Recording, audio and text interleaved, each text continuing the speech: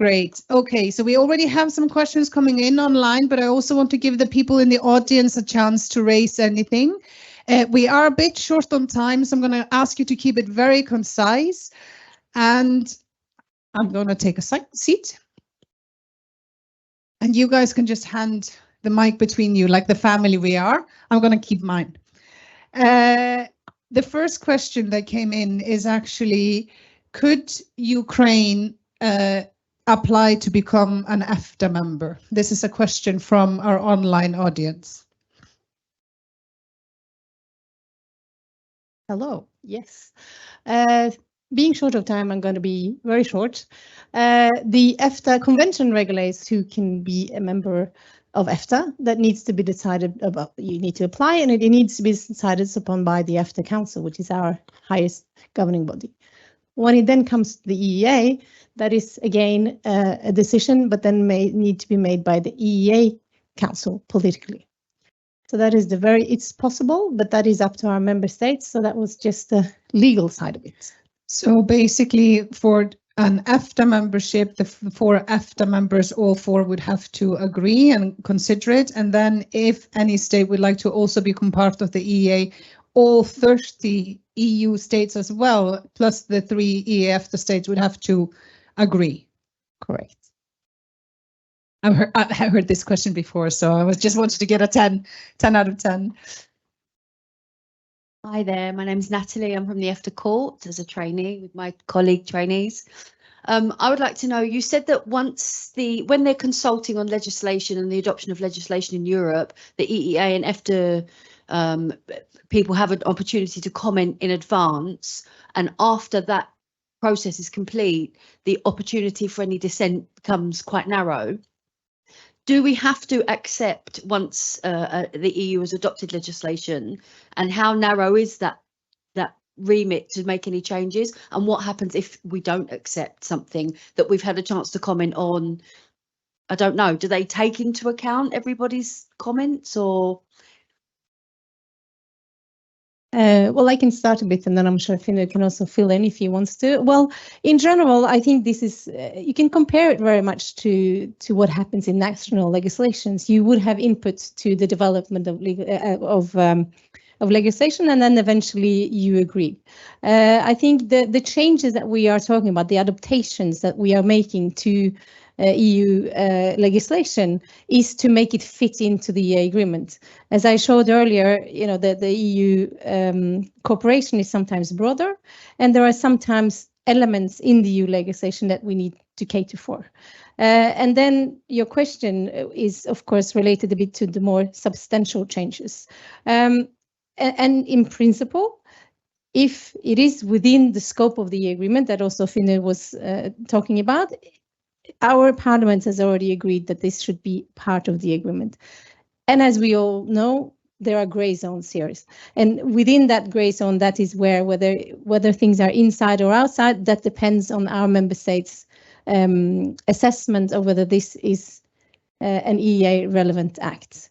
But again, if we want to make those changes, if there are substantial changes that is more than purely technical, the Council of the European what the member states needs, these adaptations then also would need to go through there. So yeah, it's a bit difficult to give a sort of shortcut answer to that, but it sort of depends. But I think the principles that I was also addressing in my favorite slide is really the core thing. I mean, the 2 parties to the agreement has some core principle that they have to cater for, and then they have to agree. And if they don't agree, as you say, this is really not happen, but then I mean, along the way we can have discussions, but then eventually that will be up to the joint committee, the EEA joint committee.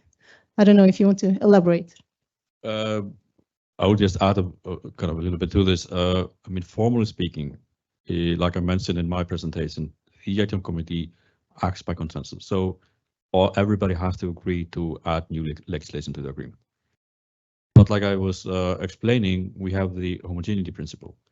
And if we do not decide to add new EU legislation that is clearly into market, then it risks kind of having a negative effect of homogeneity. in the agreement. So there are provisions in the agreement how you can address those kind of situations. But I think that the practice shows that in the almost now 30 years that the agreement has been in place, those provisions haven't been, there's never been kind of a recourse to those provisions, because in the end, kind of maintaining the homogeneity of the agreement is something that all the parties kind of agreed to. Any other questions here in the audience? Yes, we have one here, Tensai, and then one in the back. Hello. Yeah. Hi, I'm Sarah from the Judicial Training Team in the European Commission, and my question will be focused on that background as well. In fact, does EFTA or the EEA have some organized form of judicial training when it comes to European legislation or digitalization, as Marit focused on, for example? Thank you.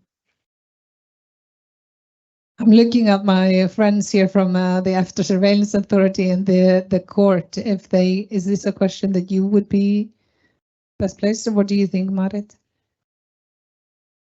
Well, whether we have training for well, I mean, a part of many of our lawyers have done European law, either at universities back home or also part of you know, their masters. So in this sense, they would do it. But whether we are organizing trainings as such, no.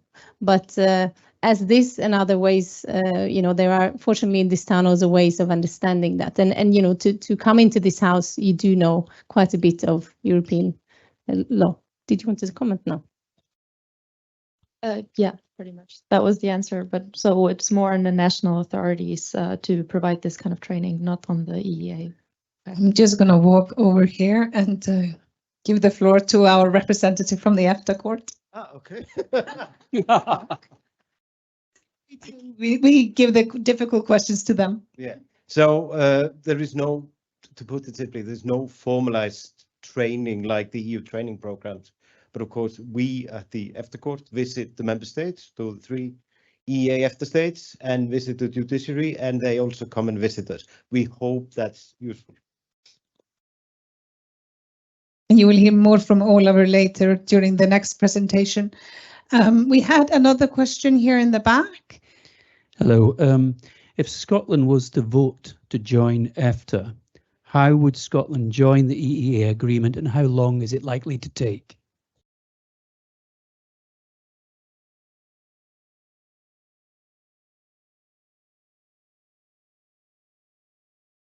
The reply to that is very much what Marit was talking about relating to Ukraine. What I can kind of add to that is that under the agreement, basically every new EU member state has to join the EEA, but new EFTA members have the opportunity, the right to join, but it's not automatic.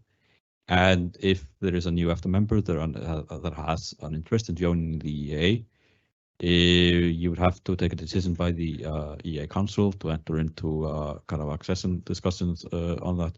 This has never happened, so it's kind of impossible to kind of elaborate on the process of how complicated or how long it would take.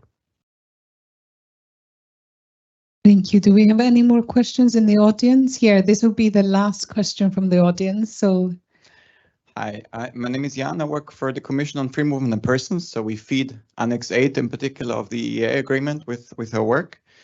And I have a question about the constitutional requirements that you mentioned. We have now one regulation from 2019 on ID cards and residence documents.